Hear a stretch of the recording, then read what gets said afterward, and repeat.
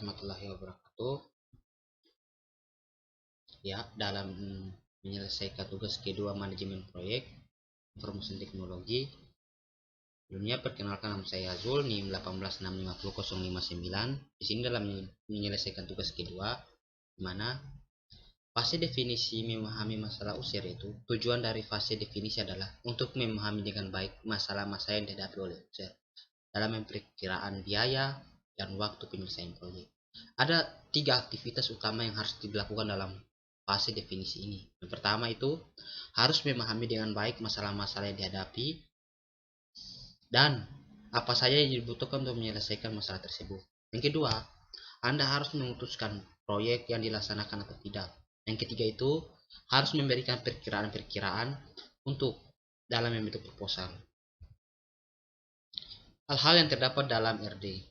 Berikut ini adalah tugas-tugas bagian dari RD, yaitu pendahuluan, tujuan proyek, fungsi-fungsi utama, keluaran umum, informasi input secara umum, kinerja, pengembangan makro, pengoperasian dan lingkungan, kompatibilitas, pengantarmukaan, reliabilitas, persediaan, pengantarmukaan dan pemakaian, pengaruh organisasi, pemeliharaan dan dukungan, dokumentasi dan pelatihan, keuntungan dan persyaratan dan kondisi.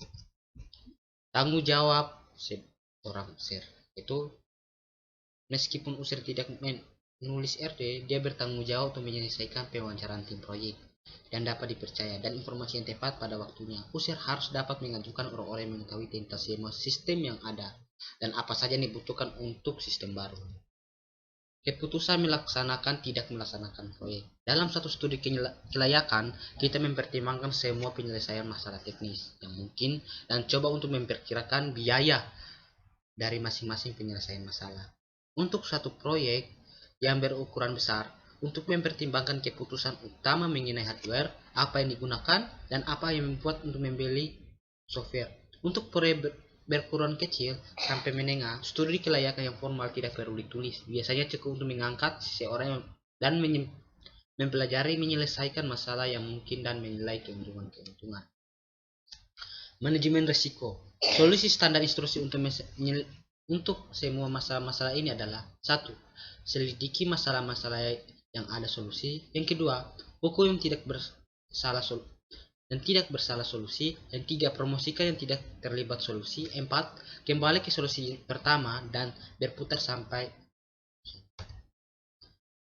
4 langkah manajemen risiko. Setiap proyek akan tepat waktu dan sesuai anggaran jika ada yang salah dan jika tidak ada yang salah.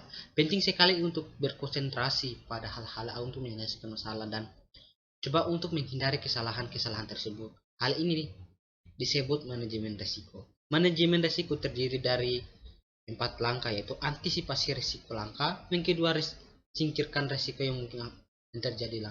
3. Kurangi dampak risiko. 4.